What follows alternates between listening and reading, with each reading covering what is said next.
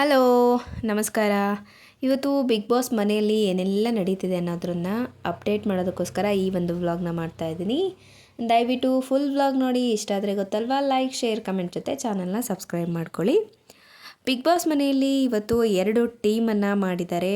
ಅದು ಆ್ಯಕ್ಚುಲಾಗಿ ಹೇಳಬೇಕಂದ್ರೆ ಒಂದು ಎಲಿಮಿನೇಷನ್ನಲ್ಲಿ ಇರುವಂತಹ ಒಂದು ಟೀಮು, ಹಾಗೆ ಸೇವ್ ಆಗಿರುವಂತಹ ಅಂದರೆ ಎಲಿಮಿನೇಷನಲ್ಲಿ ಇಲ್ಲದೆ ಇರುವಂತಹ ಟೀಮು. ಈ ಒಂದು ಟೀಮ್ಗಳನ್ನು ಅಂದರೆ 2 ಟೀಮಾಗಿ ಬಿಗ್ ಬಾಸ್ ಅವರೇ ವಿಂಗಡಿಸಿದರು. ಆ ಟೀಮಲ್ಲಿ ಬಿಗ್ ಬಾಸ್ ಕೊಟ್ಟ ಆಟವನ್ನು ಆಡಬೇಕಿತ್ತು. ಅಂದರೆ ಒಂದು ಹೋಲ್ಗಳಿರುತ್ತೆ, ರೆಡ್, ಯೆಲ್ಲೋ, ಗ್ರೀನ್ ಅಂತ ಹೇಳಿ. ಆ ಹೋಲ್ ಒಳಗಡೆ ಹೋಗಿ ಅಲ್ಲಿರುವಂತಹ ಮಡಿಕೆಗಳನ್ನು ಹೊಡಿಬೇಕು. ಸೊ 2 ಟೀಮಲ್ಲಿ 2 ಟೀಮು ಕೂಡ 2 ಆಟವನ್ನು ಗೆದ್ದಿತ್ತು. ಅದಾದಮೇಲೆ ಒಂದು ಸೇಮ್ ಆಗಿರೋದ್ರಿಂದ ಇನ್ನೊಂದು ಟಾಸ್ಕನ್ನು ಕೂಡ ಕೊಡ್ತಾರೆ, ಇನ್ನೊಂದು ಸಲ ಆಟಕ್ಕೆ ಬಿಡ್ತಾರೆ. ಅದರಲ್ಲಿ ಗೆದ್ದಿರುವಂಥದ್ದು ಎಲಿಮಿನೇಷನಲ್ಲಿ ಏನಿತ್ತಲ್ವ ಆ ಟೀಮು. ಈ ಒಂದು ಎಲಿಮಿನೇಷನ್ ಇರುವಂತಹ ಟೀಮಲ್ಲಿ ಇರೋದು ರಾಶಿಕಾ, ರಕ್ಷಿತಾ, ಜಾನ್ವಿ, ಅಶ್ವಿನಿ ಅವರು, ಧ್ರುವಂತ್, ಕಾಕ್ರೋಚ್ ಸುದಿ ಅವರು, ರಿಷಾ. ಇವರಲ್ಲಿ ಈಗ ಏನು ನಡೀತಾ ಇದೆ ಅಂದರೆ ಟಾಸ್ಕನ್ನು ಎಲಿಮಿನೇಷನ್ ಆದಂತಹ ಟೀಮು ಗೆದ್ದಿರೋದ್ರಿಂದ ತಾವು ಎಲಿಮಿನೇಷನ್ ಏನಾಗಿದ್ದಾರೆ ಆ ಒಂದು 7 ಜನದಲ್ಲಿ ಒಬ್ಬರನ್ನ ಮಾತ್ರ ಸೇವ್ ಮಾಡಬೇಕು. ಸೊ ಆ ಒಂದು ಟೀಮ್ ಡಿಸ್ಕಸ್ ಮಾಡಿ ಯಾರು ಒಬ್ಬರನ್ನ ಸೇವ್ ಮಾಡಬೇಕು ಅನ್ನೋದನ್ನು ಡಿಸೈಡ್ ಮಾಡಬೇಕು. ಇಲ್ಲಿ ಹೇಗಾಗಿದೆ ಅಂದರೆ ಈಗ ಒಬ್ಬೊಬ್ಬರು ಎಫರ್ಟ್ ಹಾಕಿ ಅವರು ಒಬ್ಬರೇ ಅಂದರೆ ಟೀಮ್ ಇಲ್ಲದೆ ಇಂಡಿವಿಜುವಲ್ ಆಗಿ ಆಟ ಆಡಿದಾಗ ಡಿಸಿಷನ್ ಅವ್ರದ್ದೇ ಆಗಿರುತ್ತೆ. ಆದರೆ ಟೀಮ್ ಅಂತ ಬಂದಾಗ ಒಬ್ಬೊಬ್ಬರ ಒಪಿನಿಯನ್ ಒಬ್ಬೊಬ್ರದ್ದಾಗಿರುತ್ತೆ. ಈ ಒಂದು ಆಟ ಆಡಬೇಕಾದ್ರೆ ಸೊ ಇಲ್ಲಿ ಜಾನ್ವಿ ಮತ್ತು ರಾಶಿಕಾ ಅವರು ಆಟ ಆಡ್ತಾರೆ. ಸೊ ಅವರಿಬ್ಬರ ಎಫರ್ಟ್ ತುಂಬ ಅಂದರೆ ತುಂಬ ಇದೆ ಟೀಮಲ್ಲಿ ಅಂತ ಹೇಳಿದ್ರೆ. ಸೊ ರಾಶಿಕಾ ಮತ್ತು ಜಾನ್ವಿ ಅವರು ಆಡಿರೋದ್ರಿಂದ ಅವರ ಎಫರ್ಟ್ಸ್ ಜಾಸ್ತಿನೇ ಇದೆ. ಅದರಲ್ಲೂ ಸ್ವಲ್ಪ ರಾಶಿಕಾ ಅವರ ಎಫರ್ಟ್ಸ್ ನನ್ನ ಪ್ರಕಾರ ಜಾಸ್ತಿನೇ ಕಾಣಿಸ್ತು. ಇತ್ತೀಚೆಗೆ ಅವರು ಟಾಸ್ಕ್ ಅಂತ ಬಂದರೆ ತುಂಬ ಚೆನ್ನಾಗಿ ಆಡ್ತಾರೆ.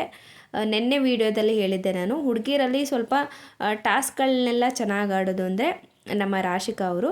ಆದರೆ ಬರೀ ಟಾಸ್ಕ್ ಅಷ್ಟೇ ಬರಲ್ಲ, ಸೊ ಅವ್ರ ವ್ಯಕ್ತಿತ್ವ ಕೂಡ ಹೇಗಿದೆ ಅನ್ನೋದನ್ನು ಜಡ್ಜ್ ಮಾಡಬೇಕಾಗತ್ತೆ. ಹಾಗಾಗಿ ನನ್ನ ಎಫರ್ಟ್ ಜಾಸ್ತಿ ಇದೆ, ನಾನು ಸೇವ್ ಆಗ್ತೀನಿ ಅಂತ ಹೇಳಿ ನಮ್ಮ ರಾಶಿಕಾ ಅವರು ಅವರ ಹೆಸರನ್ನೇ ಹೇಳ್ಕೊಂಡಿದ್ದಾರೆ. ಆದರೆ ಇಲ್ಲಿ ಎಲ್ಲರ ಬಹುಮತ ಬೇಕಾಗತ್ತೆ. ಅಶ್ವಿನಿ ಅವರು ಕಾಕ್ರೋಚ್ ಸುದಿ ಅವರನ್ನು ಸೇವ್ ಮಾಡ್ತೀನಿ ಅಂತ ಹೇಳಿ ಆಯ್ಕೆ ಮಾಡಿದ್ರು. ಅದಾದಮೇಲೆ ರಾಶಿಕಾ ಅವರು ನಾನು ಟಾಸ್ಕಲ್ಲಿ ತುಂಬ ಎಫರ್ಟ್ ಹಾಕಿದ್ದೀನಿ, ಪ್ರತಿ ವಾರ ನಾಮಿನೇಷನ್ ಕೂಡ ಆಗ್ತಾಯಿದ್ದೀನಿ, ನನಗೆ ಪ್ರತಿ ಸಲ ಒಂಥರ ಅನ್ಫೇರ್ ಆಗುತ್ತೆ ಅಂತ ಹೇಳ್ತಿದ್ದಾರೆ. ಇದು ನಿಜಾನೇ. ಯಾಕೆಂದರೆ ಈ ಹಿಂದೆ ಒಂದು ಟಾಸ್ಕ್ ಇರುತ್ತೆ, ಕ್ಯಾಪ್ಟನ್ಸಿ ಟಾಸ್ಕು, ಅದರಲ್ಲಿ ಕೂಡ ಚೆನ್ನಾಗಿ ಆಡ್ತಾರೆ. ಆದರೆ ಗಿಲ್ಲಿ ಒಬ್ಬರ ಒಂದು ಮತ ಇಲ್ಲದೆ ಇರೋದ್ರಿಂದ ಸೊ ಅವರು ಆ ಒಂದು ಟಾಸ್ಕ್ನಿಂದ ಹೊರಗುಳಿತಾರೆ. ಅದಾದಮೇಲೆ ಮನೆಯಿಂದ ಬಂದಂತಹ ಲೆಟರ್ಗಳಲ್ಲೂ ಅಷ್ಟೇ ರಾಶಿಕಾ, ರಕ್ಷಿತಾಗೆ ಯಾರಲ್ಲಿ ಕೊಡಬೇಕು ಅಂದಾಗ ಮನೆಯಲ್ಲಿರುವಂಥವ್ರು ಎಲ್ಲ ಡಿಸ್ಕಸ್ ಮಾಡಬೇಕಾಗುತ್ತೆ. ಎಲ್ಲರೂ ಕೂಡ ಡಿಸ್ಕಷನಲ್ಲಿ ಒಬ್ಬೊಬ್ಬರ ಒಪಿನಿಯನ್ ಒಂದೊಂದು ಥರ ಇರೋದ್ರಿಂದ ಇಬ್ಬರಿಗೂ ಕೂಡ ಪತ್ರ ಸಿಗೋದಿಲ್ಲ. ಅದಕ್ಕೆ ರಾಶಿಕಾ ಅವರು ತುಂಬ ಬೇಜಾರು ಮಾಡಿಕೊಂಡು ನನ್ನ ವಿಷಯದಲ್ಲಿ ಯಾವಾಗಲೂ ಅನ್ಫೇರೇ ಆಗುತ್ತೆ ಅಂತ ಹೇಳ್ತಿದ್ದಾರೆ. ಪ್ರತಿ ಸಲ ಹೀಗಾದಾಗ ಯಾರಿಗಾದರೂ ಬೇಜಾರು ಆಗೇ ಆಗುತ್ತೆ.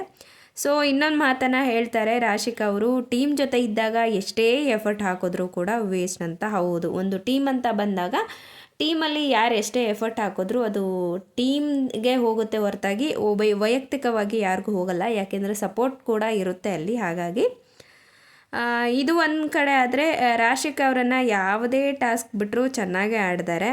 ಹುಡುಗಿರಲ್ಲಿ ಸ್ಟ್ರಾಂಗ್ ಕಂಟೆಸ್ಟೆಂಟ್ ಅಂತಲೂ ಹೇಳ್ಬೋದು. ಆದರೆ ರಾಶಿಕಾ ಒಬ್ಬರು ಒಂದು ಕಡೆ ನಿಂತ್ಕೊಂಡ್ರೆ, ಇಲ್ಲಿ ರಕ್ಷಿತಾ ಅವರು ಕೂಡ ಹೇಳ್ತಿರೋದು ಏನಂದರೆ ನಾವು ಕೂಡ ಪ್ರತಿ ವಾರ ಕೂಡ ನಾಮಿನೇಟ್ ಆಗಿದ್ದೀವಿ. ಹೌದು, ಇಲ್ಲಿ ರಾಶಿಕಾ ಅವರ ಪಾಯಿಂಟ್ ಆಫ್ ವ್ಯೂ ಅಲ್ಲಿ ಅವ್ರು ಕರೆಕ್ಟ್, ಆದರೆ ರಕ್ಷಿತಾ ಅವರು ಹೇಳ್ತಿರೋದು ಕರೆಕ್ಟೇ. ಪ್ರತಿ ವಾರ ಕೂಡ ನಮ್ಮ ರಕ್ಷಿತಾ ಅವರು ಚೆನ್ನಾಗೇ ಆಡ್ಕೊಂಡು ಬಂದಿದ್ದಾರೆ. ಸೊ ಮನೆ ಕೆಲಸದಲ್ಲೂ ಅಷ್ಟೇ, ವೈಯಕ್ತಿಕವಾಗಿ ಅವ್ರ ವ್ಯಕ್ತಿತ್ವನೂ ಅಷ್ಟೇ ತುಂಬ ಚೆನ್ನಾಗಿ ಜೆನ್ಯೂನ್ ಆಗಿ ಇದ್ದಾರೆ. ಸೊ ಅದಷ್ಟೇ ಅಲ್ಲದೆ ಇವರಿಗೆ ಒಂದು ಪಾಯಿಂಟು ತುಂಬ ಪ್ರೋಪ್ ಮಾಡಿದೆ ಅಂತಲೇ ಹೇಳ್ಬೋದು. ಯಾಕೆಂದರೆ ಗಿಲ್ಲಿ ಅವರು ಒಂದು ಮಾತು ಹೇಳ್ತಾರೆ, ಗಾರ್ಡನ್ ಏರಿಯಾದಲ್ಲಿ ಕೂತಾಗ ಅಲ್ಲಿ ಯಾರನ್ನು ಸೇವ್ ಮಾಡಬೇಕು ಅಂತ ಟೀಮ್ ಡಿಸ್ಕಷನ್ ಇದ್ದಾಗ, ಸೊ ನಿನಗೇನು ಅನಿಸುತ್ತೆ ಅದನ್ನು ನೀನು ಹೇಳು, ಯಾವುದೇ ಕಾರಣಕ್ಕೂ ನಿನ್ನ ಒಂದು ಸ್ವಂತ ಒಪಿನಿಯನ್ನ ಬಿಟ್ಕೊಡ್ಬೇಡ ಅಂತ ಹೇಳಿ. ಅದು ಅವ್ರ ಮೈಂಡಿಗೆ ಬಂದಿದೆ ಅಂತ ಅನಿಸುತ್ತೆ. ಅದಕ್ಕೆ ರಕ್ಷಿತಾ ಅವರು ಇಲ್ಲಿ ಹೇಳ್ತಿದ್ದಾರೆ, ನಾವು ಕೂಡ ಪ್ರತಿ ವಾರ ನಾಮಿನೇಟ್ ಆಗಿದ್ದೀವಿ, ನಮ್ಮನ್ನು ಸೇವ್ ಮಾಡ್ಬೋದು ಅಲ್ವಾ ಅಂತ ಹೇಳಿ ರಕ್ಷಿತಾ ಅವ್ರು ಹೇಳ್ತಾರೆ. ಆದರೆ ಇವ್ರು ಹೇಳೋದು ಒಂದು ಪಾಯಿಂಟ್ ಆಫ್ ವ್ಯೂ ಕರೆಕ್ಟೇ.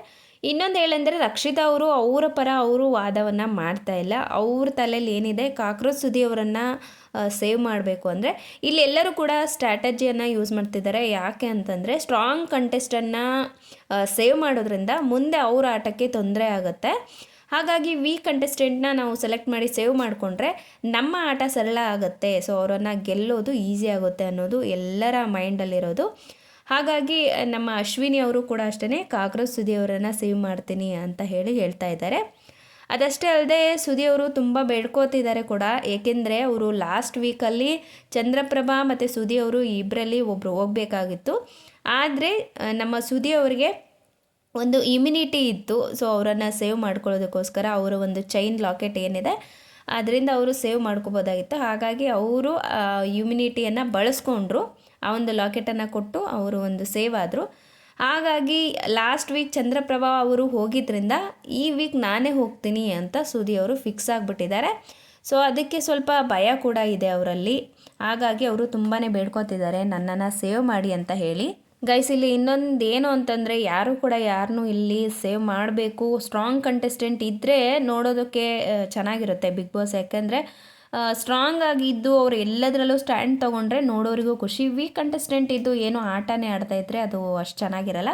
ಆದರೆ ಮನೆಯವರು ತಮ್ಮ ಒಂದು ವೈಯಕ್ತಿಕ ಒಪಿನಿಯನ್ ಏನಂದರೆ ಸ್ಟ್ರಾಂಗ್ ಕಂಟೆಸ್ಟೆಂಟ್ ಇದ್ದರೆ ನಮ್ಮ ಆಟಕ್ಕೆ ಹೊಡೆತ ಬೀಳುತ್ತೆ ಅಂತ. ಸುದಿ ಅವರು ಇನ್ನೊಂದು ಏನಾಗಿದ್ದಾರೆ ಅಂತಂದರೆ ಸೊ ನಾನು ಈ ವೀಕ್ ಹೋಗ್ಬಿಡ್ತೀನಿ ಅಂತ ಫಿಕ್ಸ್ ಆಗಿದ್ದಾರೆ. ಹಾಗಾಗಿ ಪ್ರತಿಯೊಬ್ಬರು ಬೇಡ್ಕೊತಾ ಇದ್ದಾರೆ ಸೊ ಪ್ಲೀಸ್ ನನ್ನ ಸೇವ್ ಮಾಡಿ, ಈ ವೀಕ್ ಸೇವ್ ಮಾಡಿ ಅಂತ ಹೇಳಿ. ನೋಡೋಣ ಯಾರು ಸೇವ್ ಆಗ್ತಾರೆ, ಯಾರನ್ನು ಸೇವ್ ಮಾಡ್ತಾರೆ ಅಂತ ಹೇಳಿ. ಇನ್ನೊಂದೇನೆಂದರೆ ಈ ಬಿಗ್ ಬಾಸ್ ಮನೆಯಲ್ಲಿ ಇರುವಂತಹ ಎಲ್ಲ ಕಂಟೆಸ್ಟೆಂಟ್ಗಳಿಗೂ ಈಗೋ ಜಾಸ್ತಿ. ಏಕೆಂದರೆ ಯಾರೂ ಕೂಡ ಯಾವ ವಿಷಯದಲ್ಲೂ ಯಾರಿಗೂ ಕೂಡ ರಿಕ್ವೆಸ್ಟ್ ಅನ್ನೋದನ್ನೇ ಮಾಡೋದಿಲ್ಲ. ಬರೀ ನಾನು ಹೆಚ್ಚು, ನಾನು ಮೇಲು ಅನ್ನೋದೇ ಇರುತ್ತೆ. ಈಗೋಯಿಸಮ್ ಜಾಸ್ತಿ. ಯಾರು ಕೂಡ ಒಬ್ರಿಗೊಬ್ರಿಗೆಲ್ಲ ನಾನು ಆಗಬೇಕು, ನಾನು ಏನಕ್ಕಾಗಬೇಕು ಅನ್ನೋದನ್ನು ಬಿಟ್ಟು ನೀನು ಏನಕ್ಕಾಗಬಾರ್ದು, ನೀನು ಯಾಕೆ ಸೇಫ್ ಆಗಬಾರ್ದು ಅಂತ ಮಾತ್ರ ಹೇಳ್ತಾರೆ. ಇಲ್ಲಿ ರಾಶಿಕಾ ಅವರ ವಿಷಯದಲ್ಲೂ ನಡೀತಿರೋದು ಇದೇನೆ. ಸೊ ರಕ್ಷಿತಾ ಅವರು ಕೂಡ ಹೇಳ್ತಾರೆ ಅವ್ರು ಹೇಗೆ ಮಾತಾಡ್ತಿದ್ದಾರೆ ನೋಡಿ, ಅವ್ರು ಮಾತಾಡೋ ಮಾತು ಹೇಗಿದೆ ನೋಡಿ ಅಂತ. ರೈಟ್ ಇದು. ಏಕೆಂತಂದರೆ ನಮ್ಮ ರಾಶಿಕಾ ಅವರು ರಿಕ್ವೆಸ್ಟ್ ಮಾಡಬೇಕು, ಅದನ್ನು ಬಿಟ್ಟು ಆರ್ಗ್ಯುಮೆಂಟ್ ಮಾಡ್ತಾ ಇದ್ದಾರೆ. ಸೊ ನೋಡೋಣ ಯಾರು ಈ ಮನೆಯಲ್ಲಿ ಇವತ್ತು ಸೇವ್ ಆಗ್ತಾರೆ, ಸೊ ಯಾರು ಮನೆಗೆ ಹೋಗ್ತಾರೆ ಈ ವೀಕ್ ಅಂತ ಹೇಳಿ. ಓಕೆ ನೋಡೋಣ ಈ ವೀಕಲ್ಲಿ ಅಥವಾ ಈ ಒಂದು ನಾಮಿನೇಷನ್ನಿಂದ ಯಾರು ಸೇಫ್ ಆಗ್ತಾರೆ, ಯಾರು ನಾಮಿನೇಟ್ ಹಾಕಿ ಈ ವೀಕ್ ಮನೆಗೆ ಹೋಗ್ತಾರೆ ಅಂತ.